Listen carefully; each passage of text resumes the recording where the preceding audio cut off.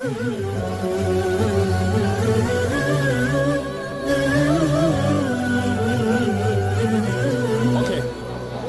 Okay, beautiful. Free Palestine, yeah? Yeah, sure. Okay. Yes. Assalamu alaikum, brothers and sisters. I'm here with Nina. She's been here to visit the UK. And Nina and I, we had a very, very beautiful conversation that I found very personal, including myself. I've gone through this myself. We were talking about sort of the nature and the image that we have of God, and how sometimes that can have a negative impact, or I wouldn't say negative, but it has an impact on us and the way we view God. And I found that conversation very, very deep, because there's loads of people who go through this, you know, the way they view God. And you were saying something along the lines of the image of God was the white man with long hair in a cloud. So how was that how did that impact your relationship to religion? Well, I grew up in a Catholic family. Yeah. And like everybody was pretty Catholic. Okay. But I was more forced than my parents actually were Catholic. They thought it was kind of good for me or something. Yeah.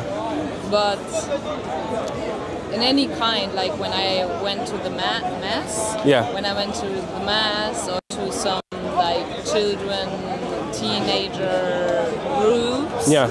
it was always the picture of the white man with the long beard. Yeah.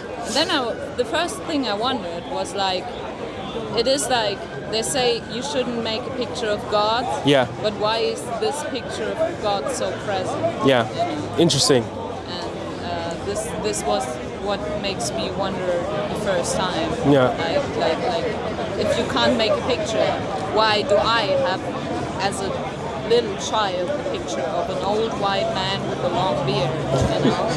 And it's like, yeah. And do you think that how being in that sort of that mind frame of basically you objectify God, right?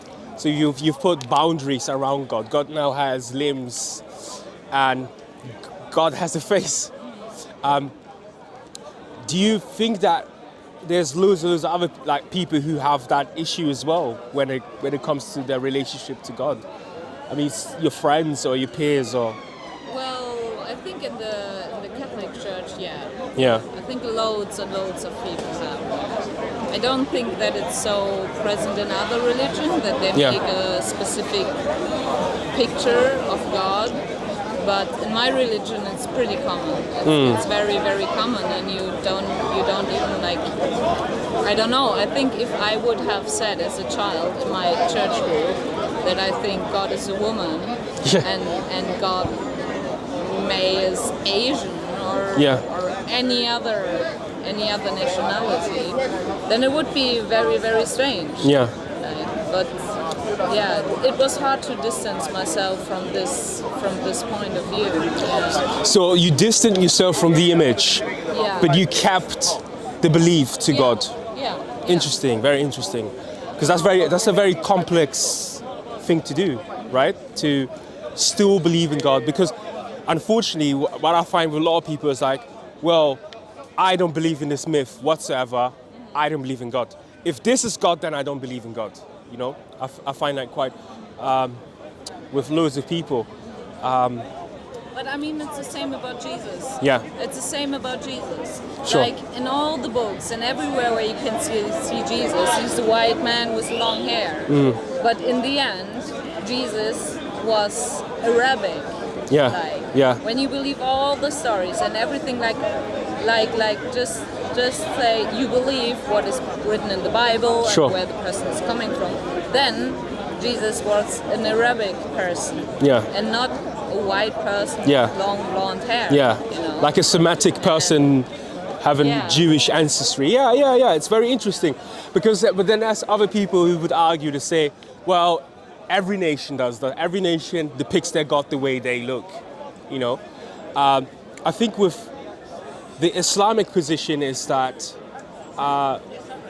they're very strict when it comes to depicting God. And I believe that was also the case in the Old Testament. Very interesting, I don't know if you know about this, but I think this is like 10th century. There was this debate between Christians in Europe. It was the icon wars or something like this, and it had to do with iconography. And the Christians were questioning themselves, and they're like, well, perhaps the reason why we're losing so much land to the Muslims is because we're depicting God. So we're not allowed to depict God, and therefore we must get rid of all the icons. So it was kind of a burden from God. Yeah. Because they depiction. Yeah. It's very, very famous. And so... but how, like, I'm not really, I don't really know, like, how do people in Islam Sure. or Muslims depict God? Yeah. Like, how does he look like for them? So the nature of God in Islam is very distinct and very descriptive, in a sense that God in Islam it's not ultimately or absolutely transcendent, not absolutely immanent. So God is not far away. Yeah. And, like sort of like Spinoza, he believes, well, nature is God. God is in nature, but like we can't actually communicate with him. Yeah. Like God is not like that. But then God is also not in the plans and in everything, yeah. right? Yeah. So the way we describe God, or God describes himself, in fact, so it's a bit of negative theology. He says, there's nothing unlike me, So God is not, he has no boundaries. God does not possess a body, So the way we usually communicate with God is through prayers or through actions. And that's what I wanted to talk to you about when you went to the farm. You see, someone, so when, for example, that's hadith, not narrations, but God says, if a person does such and such action, he becomes closer to me. Yeah. And that closeness is feeling his presence. Not physically, but the presence of God in the world that you exist. So that's very, like this extraordinary... It's widespread. Yeah. Yeah. Well, I think like everybody has his own way to get closer to God. Yeah. For some people, it is to visit the Mass. For some people, it is to kind of try to make other things believe the same. Yeah. It's like it's very diverse. Yeah. And like everybody understands something different. Sure. Something different in what brings you closer to God. Yeah. Yeah. When I was at the farm, like before I went to the farm. If you just to the viewers explain what the farm was about and what you were doing, yeah. So they know. So what was the farm about and what were you doing there? So the farm is about, it's actually called Catholic Worker Farm. Yeah. And when I heard the name, I was kind of like, my organization wanted me to go there. Yeah. And I was kind of like, when I heard the name, I was like, what, Catholic? Kind of distance, yeah. But this actually came from which experience I had before with the Christian belief. Yeah. Like my experience wasn't that good. Like my family forced me to go to church, but I didn't want it to. Yeah. And then I went to a school. Yeah. Which was like run by nuns, and the nuns didn't make it bad, but my school time was very bad. Not because of the nuns, but it was very bad. So all the experience I had with Christianity were really, really bad. So when I heard my organization saying like, yeah, you're going to the Catholic Worker Farm to volunteer there, I was like, no. Yeah, no, I don't do this religion thing. No. Yeah. No, I was like, in my head, it was like, okay, I have to pray all the day, and we are selecting the people who are coming to us and everything. So it was very bad. But actually, the Catholic Worker Farm was something completely different. It was a place which gave home to women and women with children who became homeless. Okay. And it could be out of a lot of different reasons. It could be because of domestic violence. Yeah. It could be because they arrived in the country and nobody took care of them. Sure. Like, there are so many different stories. Yeah. And Yeah. and the fact that it didn't depend on where the person is coming from, which religion the person Sure. has, and which story the person has, we took them. And this is what made me overthink Sure. my point of view on Christian religion, Yeah. the Christian belief. Yeah. Because in the end, what I also learned from my manager is like, in the end, God is love. Yeah. And this was a very, very, very important and a very impressing thought for Yeah. me. Yeah. Because God is love. Yeah. And also if there was something wrong on the farm or something like that, my Yeah. manager wasn't like, oh my God, this woman is bad. No way. Yeah. No way. No judgment passed. No judgment. And also like, there was not like, we had Muslim women, we had Jewish women, Yeah. we had women from every kind of religion. Sure. And it was not at all a part of this project to kind of confirm. Ja. Do you say it like that? Confirm, wie meinst du das? Also Bestätigen? jemanden dazu bewegen, denselben Glauben zu haben. Or to convert, or Yeah. to It convert. was So not at all a part of proselytization, no one. Like, Yeah. we accepted their belief. Yeah. We lived their belief with them, and this was very impressive for me. Because for me, the Catholic Church was just like force, Yeah. and it was like a picture of Forced male conversion. people Yeah. dominating everything, male Sure. white people dominating everything. Yeah. And it was just like, but after this experience, I just have another relationship to God. Yeah. Beautiful. You know what you're saying is so profound, because you know when you ask me about the nature of God, is that you say God is love because He's so love and He's so caring, right? You're like, well, I'm going to a Catholic organization, and they're claiming, right? That's what you think, they're claiming to help the unfortunate. Yeah. You get there and you see that it's actually about the help, it's about contribution, and they're not just contributing to Catholics, so they're not discriminating, but they're helping everyone else. Yeah. And then it's very profound. So by doing the action, you're coming closer to God. And you were asking me about the conception of God in Islam. Now, we understand God in many ways, but then if you look in terms of its theology, we understand God through His names and His attributes. Attributes, His character. So for example, when you say God is love, we say, it's not the same translation, but God is love, we would say Allah or God is Ar-Rahman, so He's merciful. Allah is Al-Qahar, He's very powerful. He's all-knowing, right? I'm trying to think of names. So He has a lot of different names. Yeah, so He has names and attributes. and attributes, and those attributes describe His quality. And the reason why we know of these is because we live in a sort of like materialistic world, and I'm not talking about the ideology, but I'm talking about just the fact that there's physical space. Yeah. And like physical space between me and you, and we have body and bones. Okay. So in terms to understand that which is beyond body, bone, and spirit, these names are there because how do you understand what mercy is? By doing mercy, by being merciful. And this is exactly what you did. You were helping people out of love, and then you were experiencing love, and you're like, well, this is what God is all about. And that's the relationship that we have. So when I think Sure. to be merciful, Yeah. you have to have experienced mercy before. Yeah.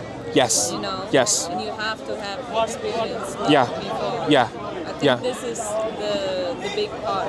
Yeah. I think that I went there. It just happened because I had to take a lot of help of a lot of people in my childhood. Sure. So it was, for me, it was kind of natural. But I can also understand people who are not believing at all and people who are not born to any religion. Sure. Especially when they never experienced mercy, love. Yeah. Like, you can't give what you haven't received before. Yeah. And I think just even for the viewers, I think that I hope the take-home message here really is that, because we Muslims, we love to talk about Aqidah, which is sort of the understanding of God's nature and how we are binding to God's nature. So our boundness, Verbindung to God. And Aqidah actually means that. It means to bind in Arabic, right? Arabic, very beautiful language. It means to bind. So how you're binding yourself to God is based upon how you understand of Him. So your understanding of God. So again, I really love the fact that you mentioned that. And I feel like that's far more powerful than me preaching or even reading a book, right? It's like the experience that you make and the action. So in the action you learn.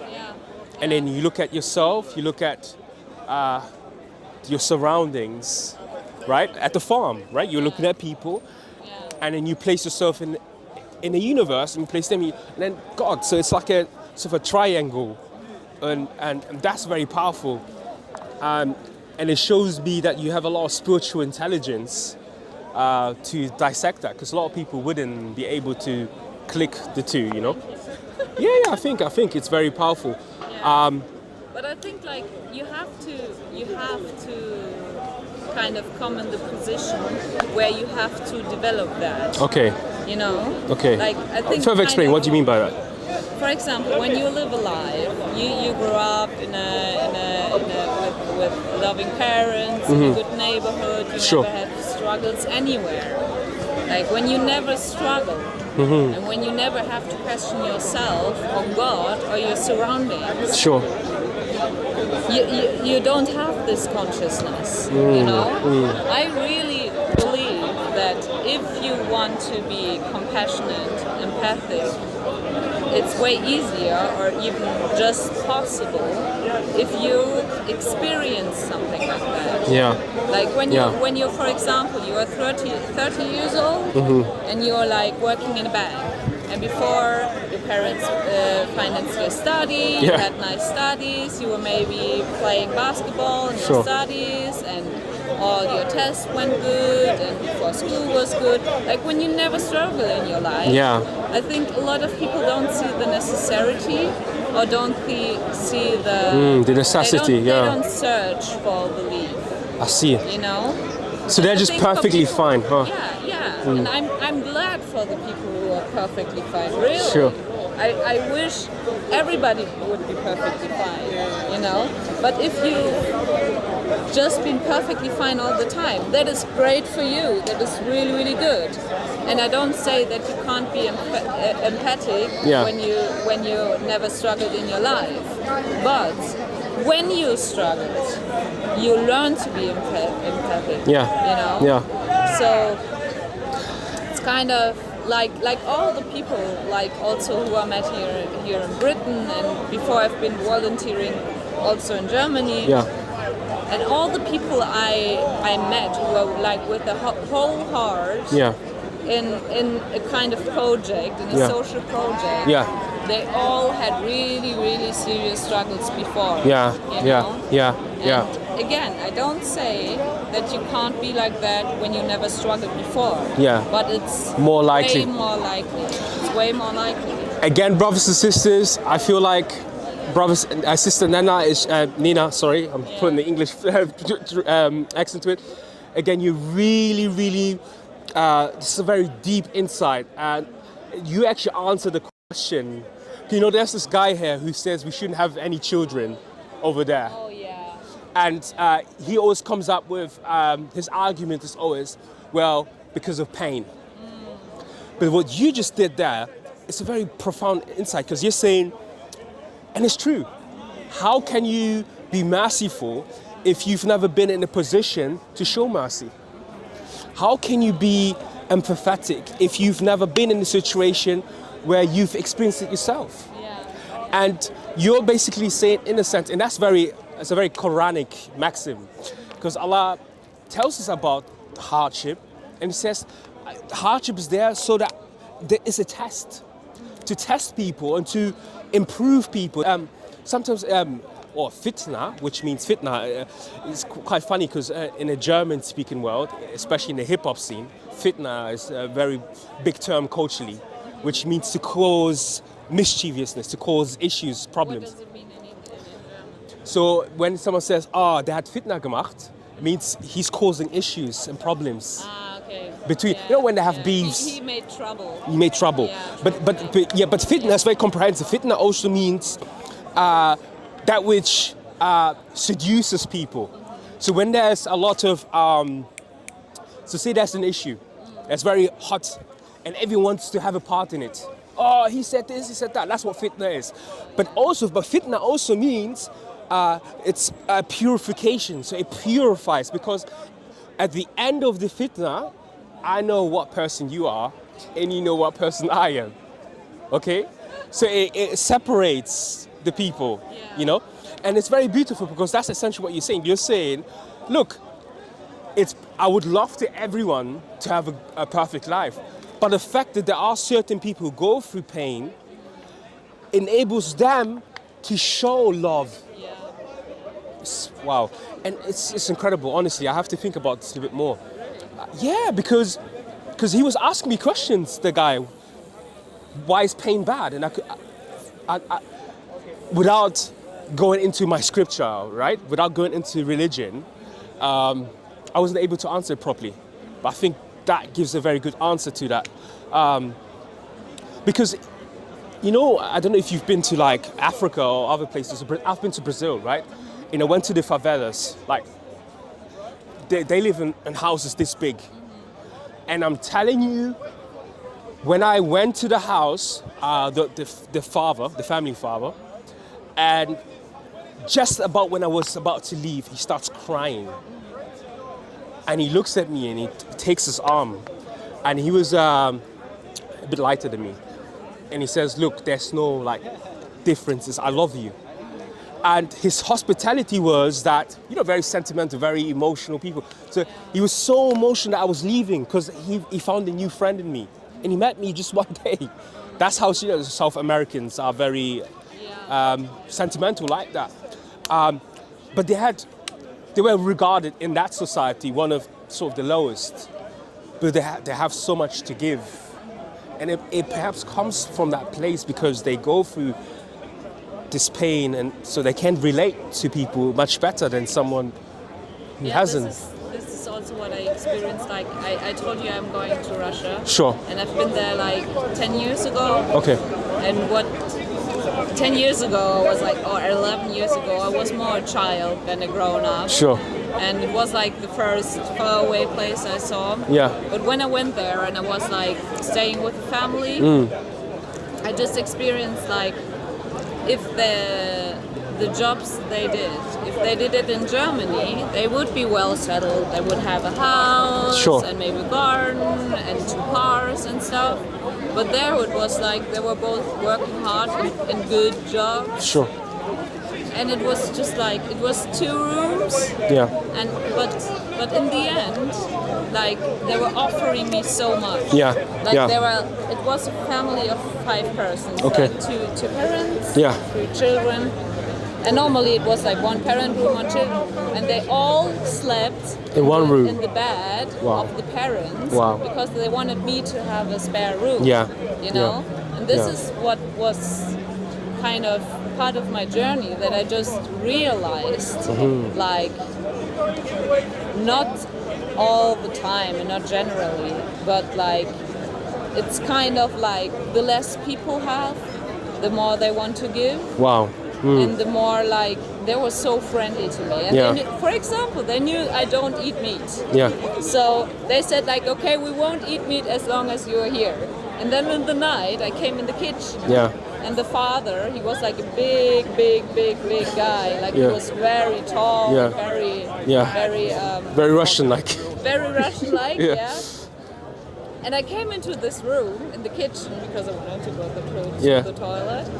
And I turned off on the light, and he was sitting in the edge of the room had a huge sausage in his hand, like salami. And was just biting in it. And I turned on the light, and he was like, oh my God, I'm so sorry, I'm so sorry. And I was like, oh my God, please don't be so nice to me. I'm coming from such a different place. Like I felt so bad. I felt so bad.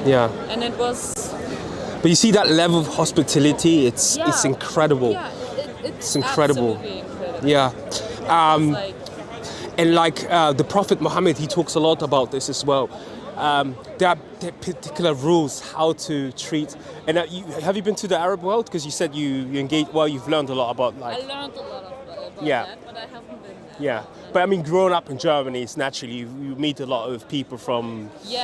Right. I mean, I meet a lot of people. Yeah. Which roots are there. Yeah. But I've never been there. Sure. Just like in my studies. It's incredible. Like so. Even the Prophet, he talks so much about how to treat the guest. You know, it's such an important thing to do. And you find this in a Bible or in the Quran, for example, the story of Abraham when the angels come. And Abraham in the Quran, so when the angel came, he didn't know they were angels. They were just extremely good-looking man who he thought they were travelers. Yeah. They come, and the custom back then was, if a traveler comes, you have to, I know you're vegan, but the sheep that was there, or the goat that was there, gets prepared. Yeah. And that hospitality is something that loads of traditional cultures still have as well. And I believe it's something to do maybe perhaps also with the religion. And I feel like in loads of European countries, that was the case at one point as well. That people were very hospitable. I grew up in Germany, as you know, and my family also, at one point we were part of sort of the Catholic community, and they would exhibit that level of hospitality as well, you know, especially when you're like sort of a new immigrant. They would like make sure to help you to find a kindergarten and all that type of stuff. So yeah, it's incredible. It's very similar to my experience in Brazil, that, you know, the story you told me about. But it's linked to religion. Yeah. You know. Yeah. Like also nowadays. Yeah. Like I mean, Germany has been a country of immigration for decades. A lot of people forget about it because they say like, oh, the refugee crisis and stuff like that. But actually, like after the World War II, a lot of people came to build Germany up again. Sure. You know, and a lot of people forget about that. But also, like I lived in Germany my whole life. Sure. And I had to experience, like, from the religious part, like, it doesn't depend on which religion. There was a lot of Hilfsbereitschaft. Yeah. Help, aid. There was a lot of help and a lot of compassion and a lot of empathy also. But from the non-religious people, interesting. They didn't really care. Sure. Like I mean, I don't say they hated them or something. Yeah. Some did and do. Yeah. But like this kind of helping people to find a new home, to settle down, very to true. get everything sorted. Very true. This is always linked to like eine Gemeinschaft, religious community. Yeah. It's very true. And I was watching this. It was an interview, a very old interview. I think even from the 90s. It was between. I think so. Don't quote me on it. It was between Jordan Peterson, and he was talking to the representative of the Atheist Society in Canada.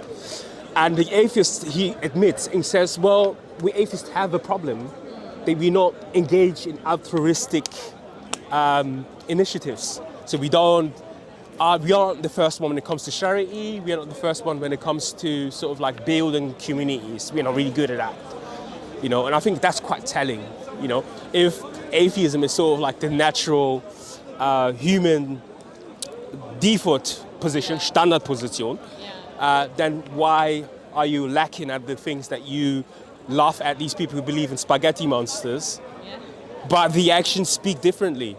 And this is what I want to drive home again, and it comes back to what you were saying, when you were in the fields working and helping, and that's as well, like, you were connecting with nature, right? And in the Quran, there's loads of these verses where Allah talks about, he talks about agriculture and the fields, and he says, and are they the ones who send the rain down to revitalize the barren land? You know, that's why you find a lot of, like, traditionally, a lot of, like, farmers used to be extremely religious, even in Europe, because their understanding was depending on, oh, if this season goes bad and I don't get enough carrots, then I've really been a bad person.